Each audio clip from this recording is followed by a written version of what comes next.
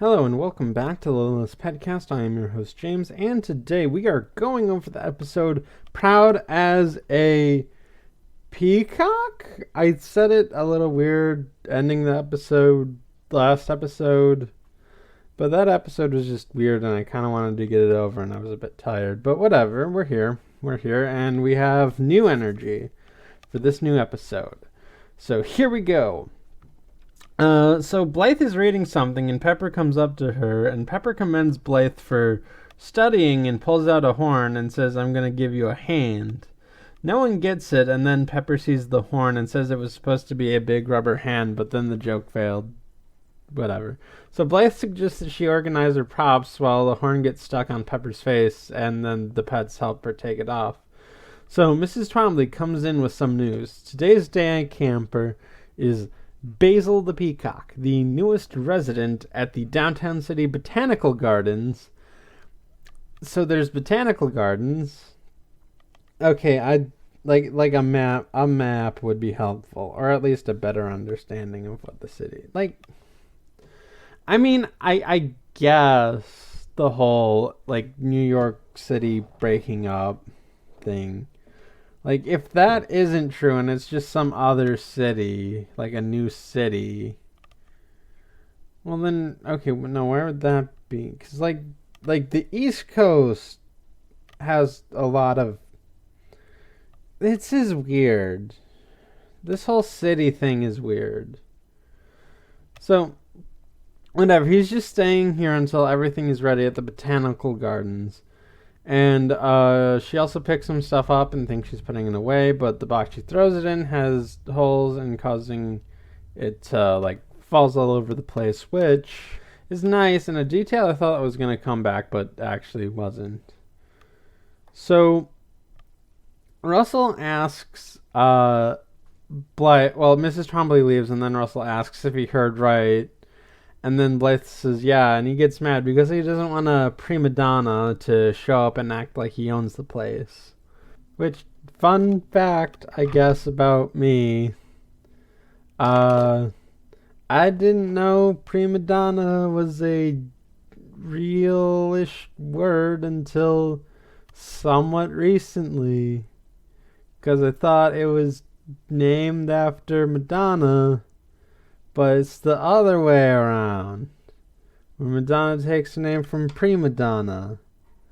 And the only reason I know that is because I insisted that the final evolution of Poplio was called Primarina, but it's actually Primarina based on prima donna and marine, and not prime as in prime time and marine, but that's neither here nor there. I just felt like sharing.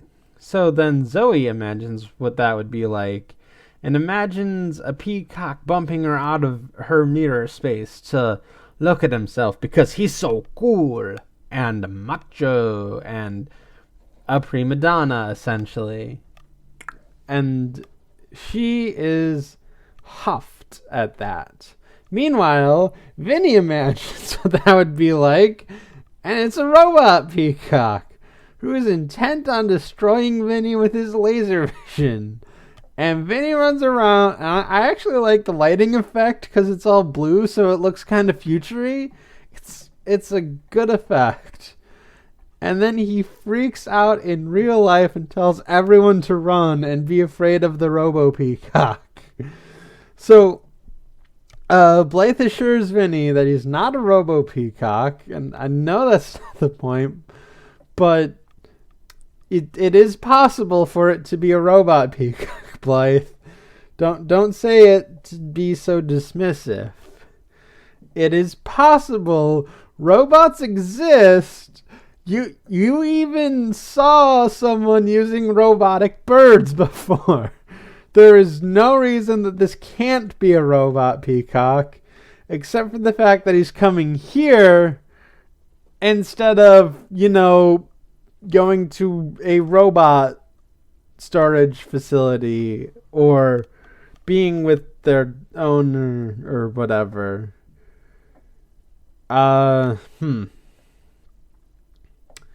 There's no reason that can't happen, Blythe.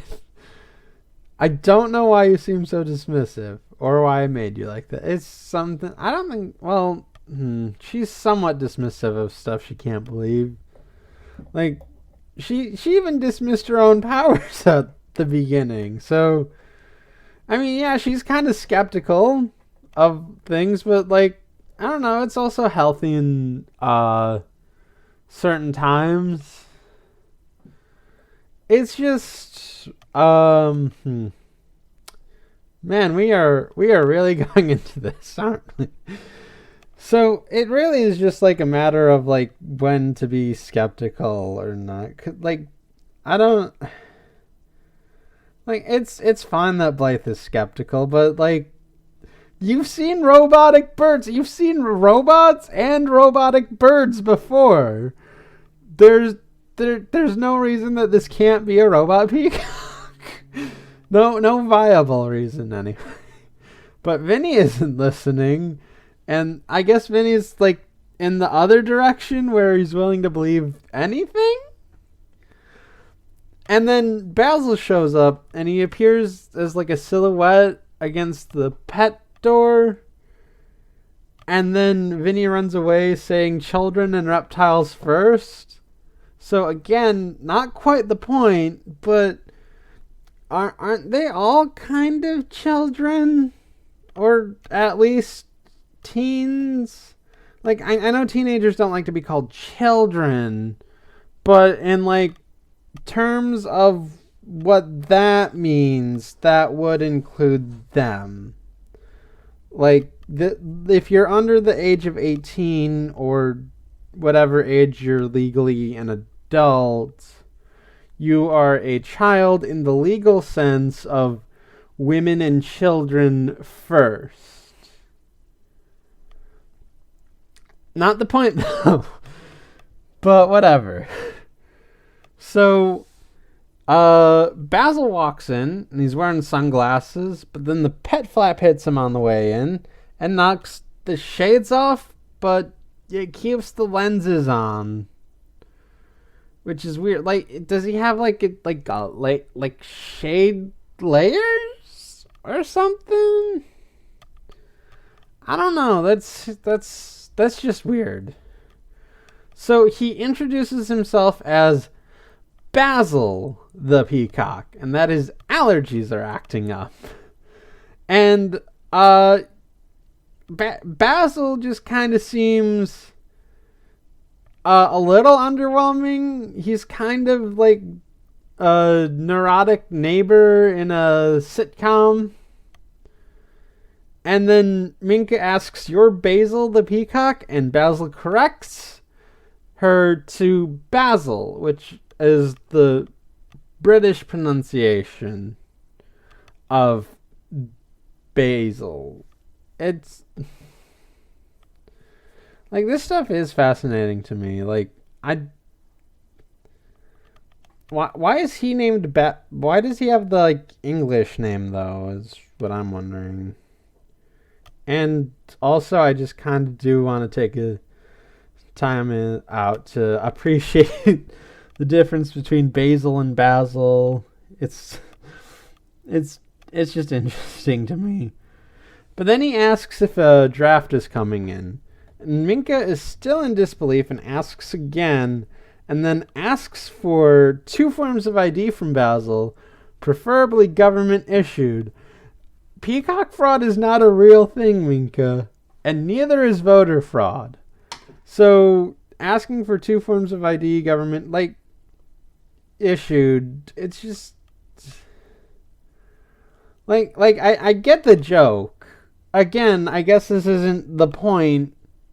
I get the joke that she's just in so much disbelief that like Basil isn't like this superstar or this like cool, like everyone wants to be friends. Like basically the parrot from Blythe's crush. I forgot his name. I don't want to look through stuff because like that'll just take too long. Not like it's Ricardo, I think. No, I don't. Okay, now I'm I'm at least looking through Wikipedia to see if it is listed. Esteban. There it is. Okay. It's kind of like that, but like whatever. So Basil takes an inhaler after he gets choked up, which has a prescription on it, which should serve as a form of ID, Minka. So I guess that leaves one other ID left to go. I don't know. Like I do think like if a prescription has your name on it, and like you can confirm with like your doctors or the person that gives you the prescription as a thing, you know, they like scan it or call a number and it's like, okay, you know, you're you. It's a thing. Ah, wow. So he then rubs sanitizer on himself and Russell asks, what's up? Basil says he's sanitizing himself because he touched stuff in the limo ride and asks, do you know how many germs are on the door handles? Russell thinks he can answer that, but before he does, Blythe interrupts him and says he hopes he has a good time at Littlest Pet Shop, but unfortunately she can't stay because she's going to study algebra with Youngmee and then leaves up the dumbwaiter. And Basil brings out a dehumidifier and asks where he can plug it in. I love dehumidifiers. Like at this old house we had one and it was just the best, and I love it. It always just reminds me of that little dehumidifier when a dehumidifier is brought up.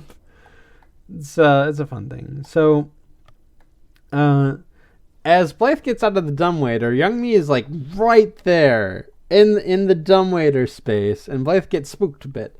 But Blythe realizes it's Youngmee and asks if she's ready to study for algebra. But Youngmee has something she wants to talk about first. So she's been thinking of ways Blythe could use her ability to talk to animals for the benefit of all of humanity.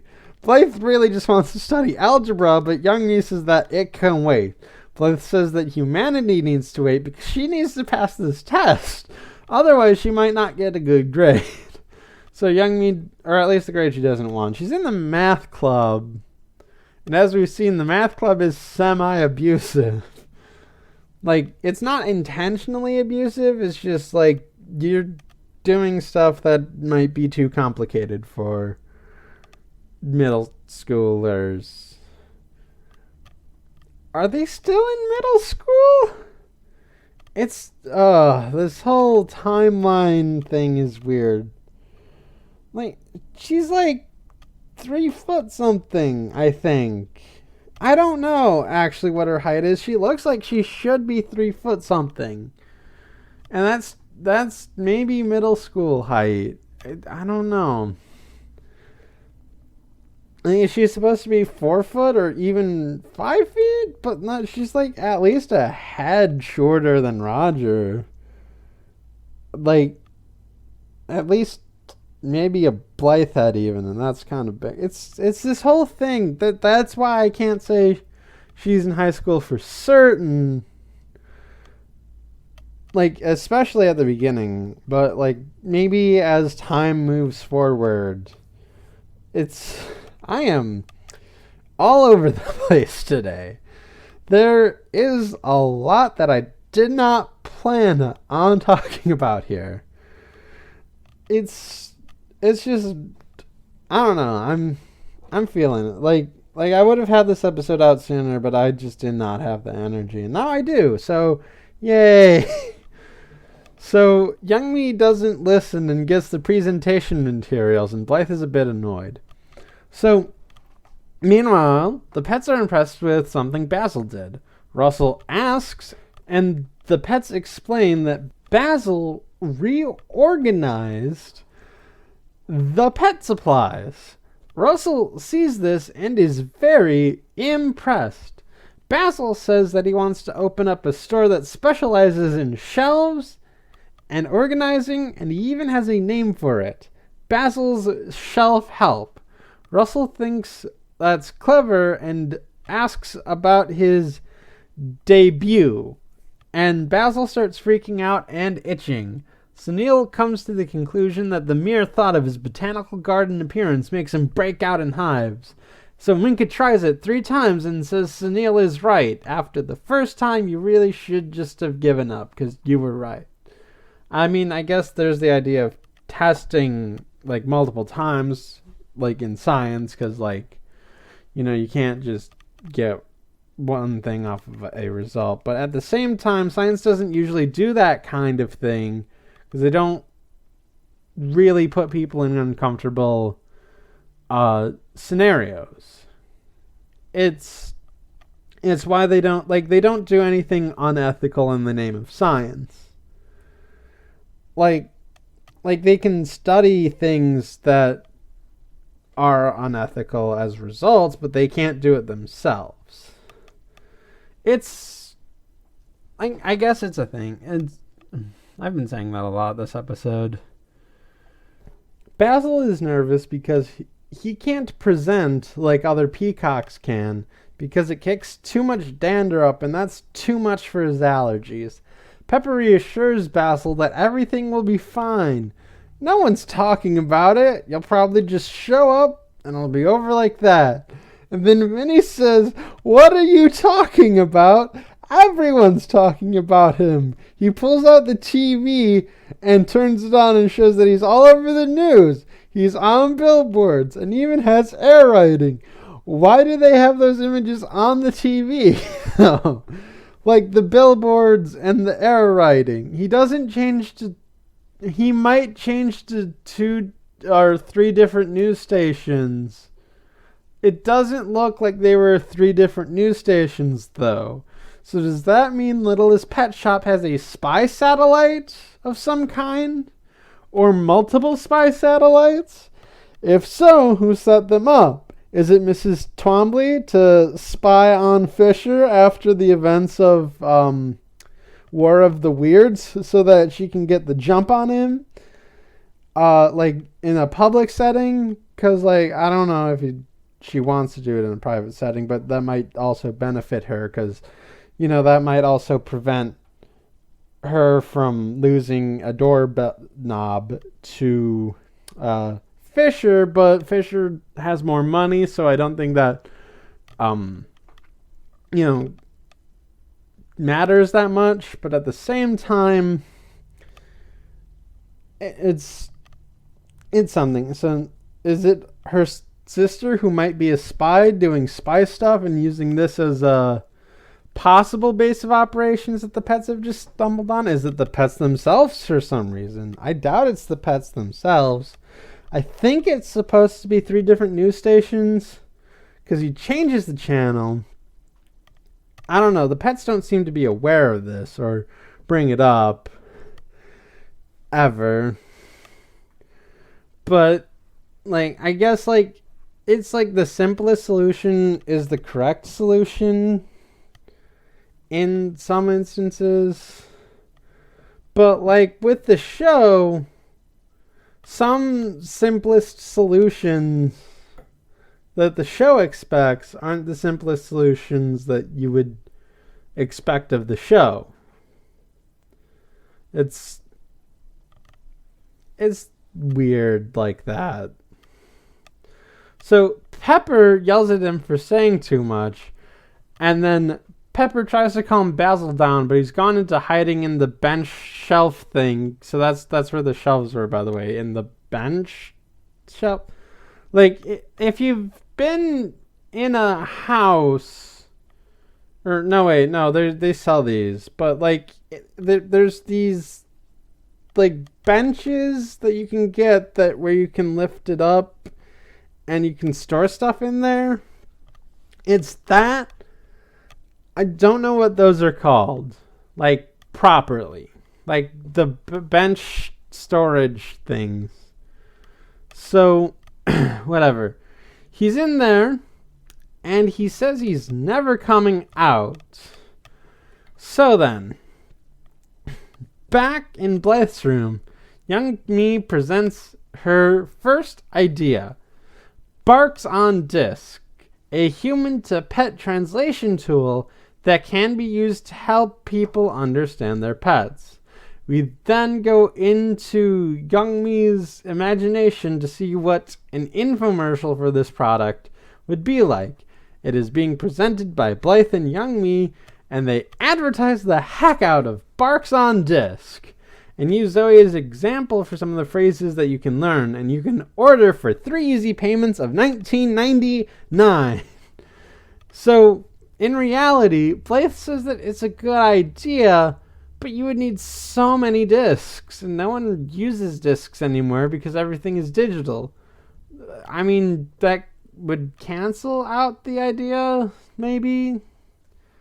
Because, like, if you don't have to worry about disk space, you just need to worry about, digital space. And I know, like, computers don't have infinite space. I mean, clouds might, but it's weird. And there are other problems as well, but Blythe does not point them out, but I will. So, it's harder to differentiate between animal sounds and other animal sounds. Like we've heard Zoe barking like several times throughout the show. Like they do the same like bark, bark, bark, bark, bark, bark for like different things that Zoe says.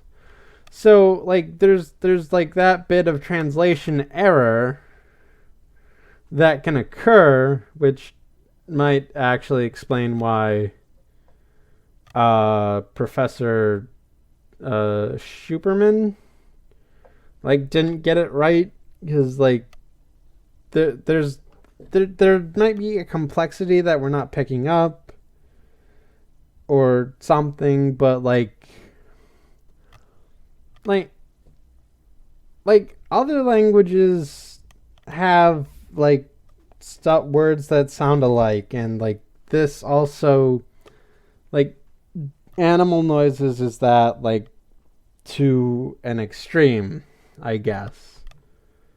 And then also you would need ones for every language, which would like get a lot more than just the like ones you would need for many different pets. So it's like time consuming, if anything, which I guess is Blythe's point earlier. And like especially because Blythe would need to learn other languages, and she doesn't seem to have the capacity for that. Like she's pretty smart, but like she has a hard time learning French into Paris with Zoe. And like trying to organize like different language kinks is really hard. Like even if it's a language you speak, like I'm speaking English, I don't know every like mishap or mistake that can happen with English. It's there are a lot. English is very complicated. But even with like a simpler language, there's always so much. And especially because like your brain like understands a language differently, a different language differently, because like I don't know. Okay, so I guess side story time. So like if you were to put in Google Translate like something like I'm like doing this podcast or something, if you were to translate it into Japanese and then translate it back, it would say I am doing this podcast or something. The important part is the difference between I'm and I am. So that made me think that Japanese does not have contractions, but I looked it up and Japanese does have contractions. It just has contractions elsewhere. So like even if you know the rules, like applying them to different languages like gives you a lot of things to work with. And like Blythe can't do all of that. It's like, okay, so the idea of pet translation, it's good. It's something it's something that like they seem to be actively striving for. But like Blythe can't do it herself. It's like an impossible undertaking. And we'll get to another reason why that doesn't work like much later. Because of how long all these tangents are taking. But Blythe just wants to get back to algebra, but Youngmee has more ideas. So back downstairs, Basil is breathing heavily and Penny reminds him to use his inhaler. So he does, and Pepper says that we need to get Basil into shape for his TV appearance. She suggests putting him through a performance camp as she has experience performing in front of people, although the one time you did that, the one time you performed in front of people, you basically froze, but I guess that's because one of your heroes was there and you have problems with hero worship. So, like, I guess everyone else has. So, whatever. So, she says that no one is totally helpless. Then Basil freaks out because there's a spider in here. And then Weber leaves the bench shelf and then packs a suitcase and maybe leaves? Or goes away for, like, is this the reason why he's not in more episodes? Because he just moved because a, temporary day camper was here? Cowards. Oh, man. I mean, they gave me the idea to call them cowards with that whole, bit in the sister story. But, it's so good. It's such a good call out. I can't say no to that. So then, we get to idea number 2 from Youngmee. Pet weather reporting. Because animals have the ability to predict the weather, Blythe can use that to help tell the weather.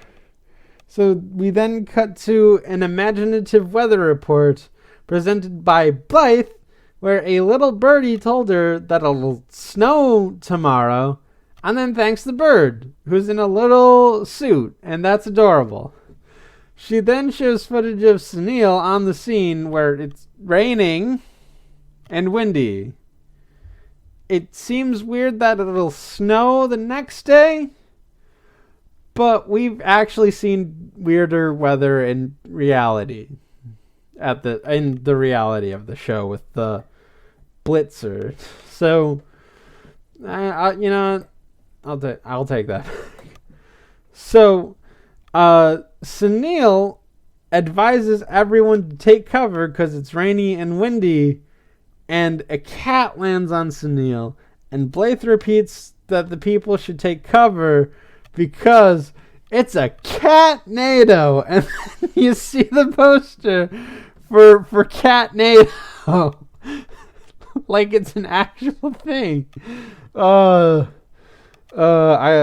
love it whenever they take the Mickey out of Sharknado, because it's such a striking idea for a movie.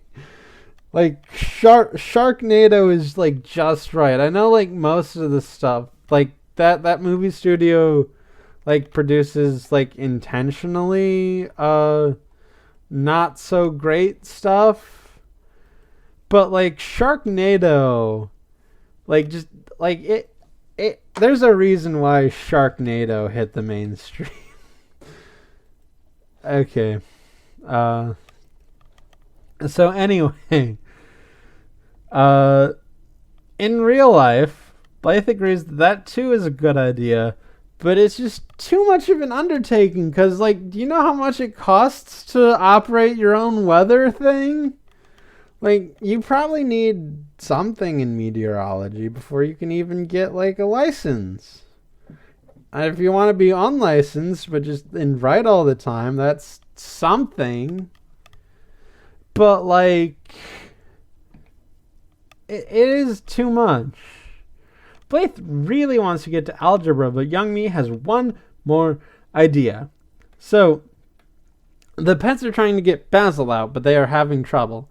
Zoe offers the throat lozenge, and Basil just gets out immediately because peacocks love throat lozenges. And then Pepper closes the bench organizer shelf thing, and Pepper insists that all of his allergies are in his head, which is not, like, the right thing to say. But then Basil says she is right because there's sinus allergies and his sinuses are in his head. So that's a nice little turn on its head. So Pepper says she knows what it's like to perform in front of a crowd because she's a comedian. Then she tells Basil that she will help him get ready and everyone else will help. And everyone else is like, eh. So then we cut to Zoe helping with walking, and Basil attempts but gets nervous and trips and falls. He gets tied up into some yarn, and Zoe says she's not sure where it came from, but his performance was terrible. So then they try getting looks down and ask Basil to take off his glasses and follow Pepper's scent. Basil is allergic to Pepper's scent and then walks away and crashes again. He's tied up in yarn again, and Zoe asks where it keeps coming from. Pepper then says that this might take time, and Vinny freaks out saying that they don't have time because his debut is this afternoon and everyone's going to be watching, and then Pepper hits him over the head with a rubber chicken. Vinny says he might have said too much again, and the rest of the pets are trying to keep Basil out of the bench storage area. So meanwhile, Youngmee presents her last idea. Blythe is watching, like, on her bed, but she's upside down and looking upside down. And it's shot from that for a little while, and it's fun. I like that. So, Youngmee says that they can solve crimes, so-called witnessless crimes, that had animal witnesses, but couldn't be talked to until now, which piques Blythe's interest. She says that they can open up their own agency, like the super cute investigators, which it's somewhat odd that they like something that the Biscuits like, but they also went to the Biscuits' party to go see Soul Patches, so it's fine. It's also a teenager-y thing as well, popular with them teens, you know.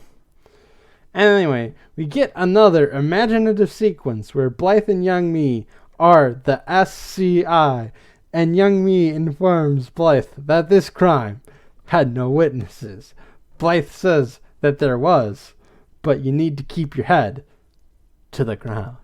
She then crouches down and gets information from a snail, and then she comes up knowing who did it. So snails can talk. I would have forgotten that had I not wrote it in my notes. Thank you, past me. You will be appreciated. So that's like snails, spiders, bees, and there's one more. Mosquitoes that can talk, and then flies, butterflies, and ants that can't talk.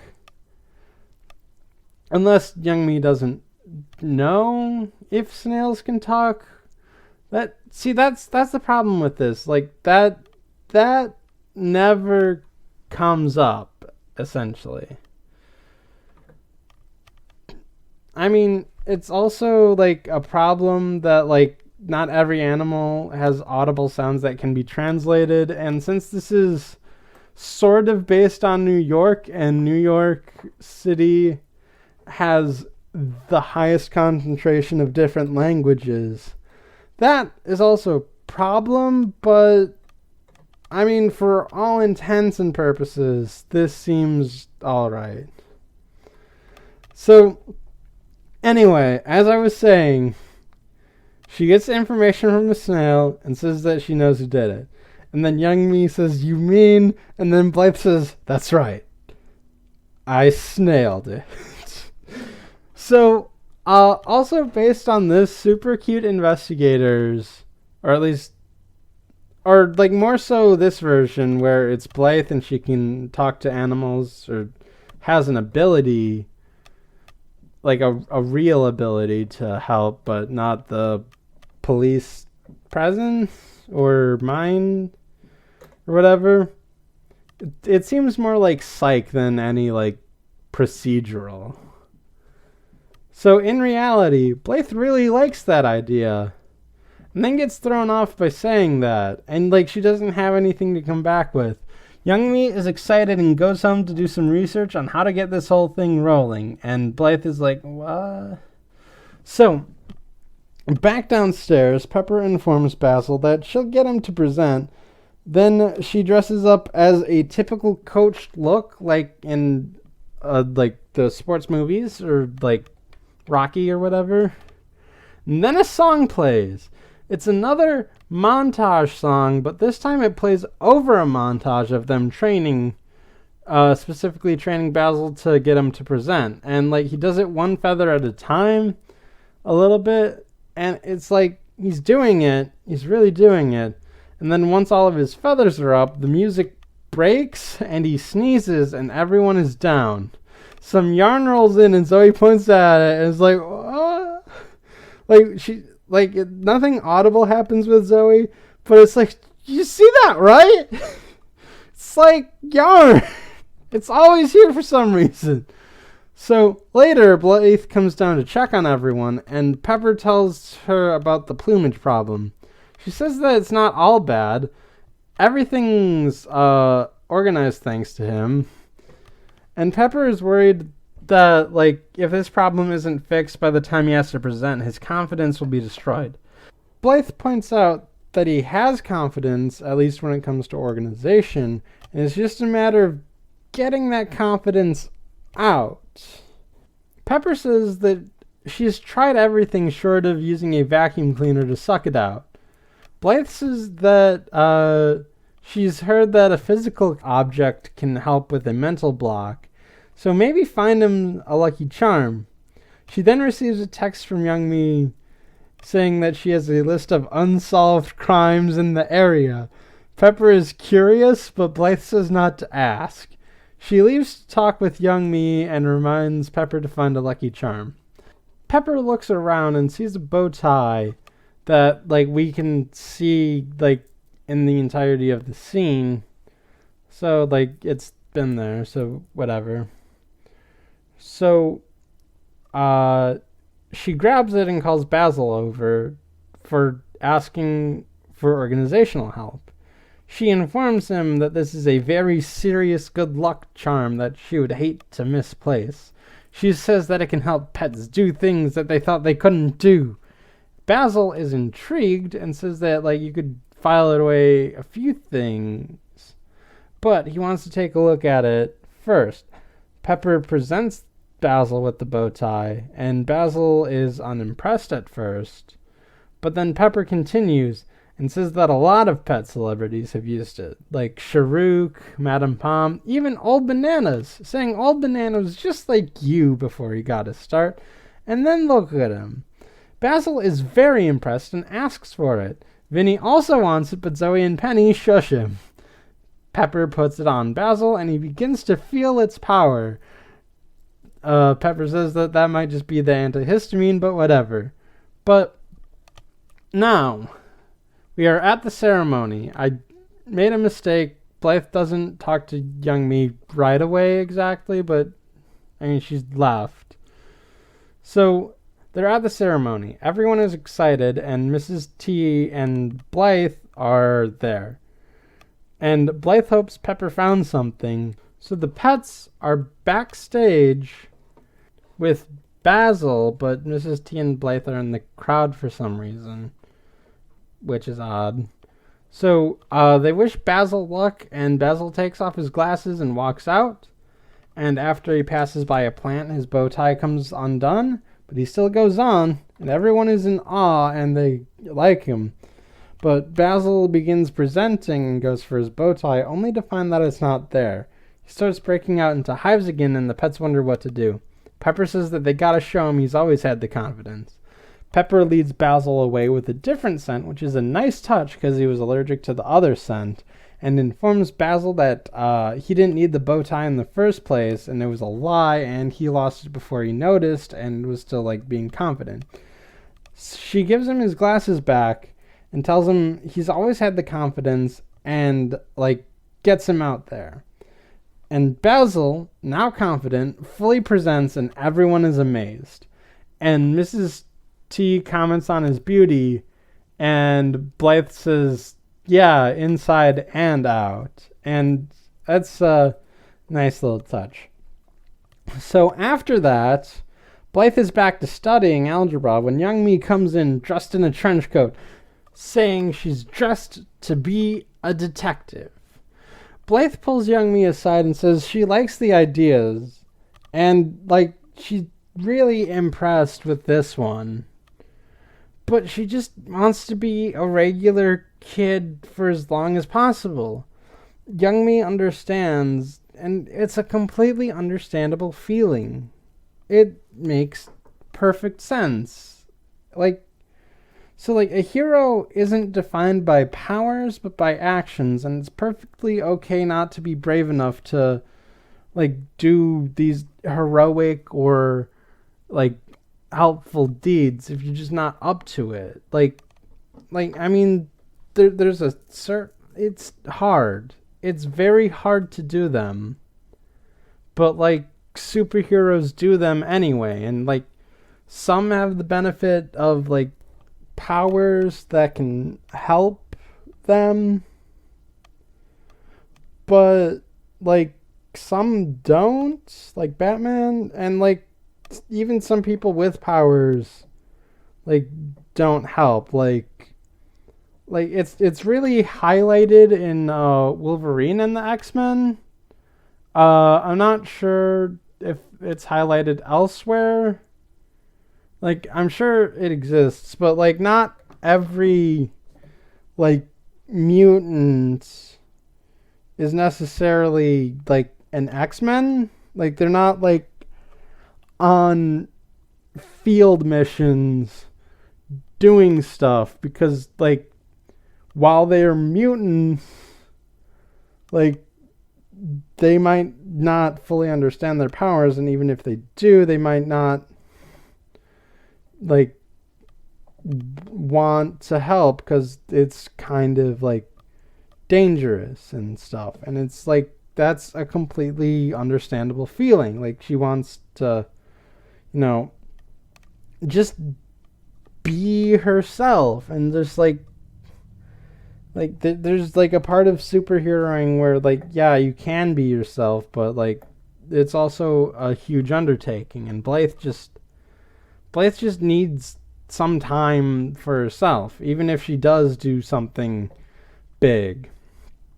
And then it's just, like, Blythe is uncomfortable telling people about this. Like with, like, superheroes, it's not a matter of being uncomfortable telling them that there's people. It's just a matter of, like, you know, like, the whole idea of secrecy, like, essentially what the Civil War comic run was about. But, it's just a lot of pressure on Blythe, and Blythe doesn't really want to deal with that pressure at the moment. Like, she might have to deal with it eventually, but, like, she doesn't want to do that now. So Youngmee apologizes, saying that she went overboard, but Blythe points out that her head was just in the right place. And it's, like, fine. Which, like, I kind of like this B-plot, because it feels like an extension of the secret recipe where Youngmee wants to do something big, but Blythe, like, needs to voice her concerns, but like kind of can't because Youngmee's just too eager and she doesn't want to let Youngmee down. And it's just great for that reason. So Blythe says she does wish she can do something to help unite people and pets. She just doesn't know what to do, like without revealing her powers. It's hard, like I said. So Youngmee takes Blythe's panda hat, which was hanging on her headboard pole thing the whole episode, and says that these are really nice. Blythe then says what Cora told her, think pets but designed for people. And then she realizes something she can do. She can make a gathering for people and pets just to hang out and grow closer. Like, just a fun little hangout where, like, pets and people can just be themselves or whatever. And then they come up with the name Pet Fest simultaneously. Blythe wants to work on it right away, or at least as soon as they're finished studying algebra. Youngmee then pulls out a list saying that if that falls through, this is a list of unsolved crimes in the area. They laugh, but then a snail appears in the window like he actually knows something. I think that's the thing they were going for. It's hard to tell. Well, okay, it's very easy to tell. That is what they were going for, but I think that's what they were going. It's hard to tell because I don't know how else that snail is animated. Like, if he's shocked or if he's just, like, whatever. And that ends the episode. So, overall, I like this episode. It's not great, but it is good. It's one that, you get the gist of it. It's fun. It has a lot of great jokes in it. And, like, it's just good. Like, I prefer the B story to the A story, but the A story is still good. It's not like it's not like a few other episodes where, like, I could not care less about one of the stories and the other story is great, or even just one story great, one story kind of mediocre. This is like the A story is still good, and the whole thing, like there's a lot going on with this episode, and it's just very fun, and I liked doing the episode. So, that will be it for this episode of the Littlest PetCast. Be sure to leave your comments and reviews on iTunes, on Shout Engine, on the Google Play Store, and wherever else RSS feeds go when, they have a list of unsolved crimes in the area. And be sure to tune in next time for the episode Sue Syndrome. I will see you then.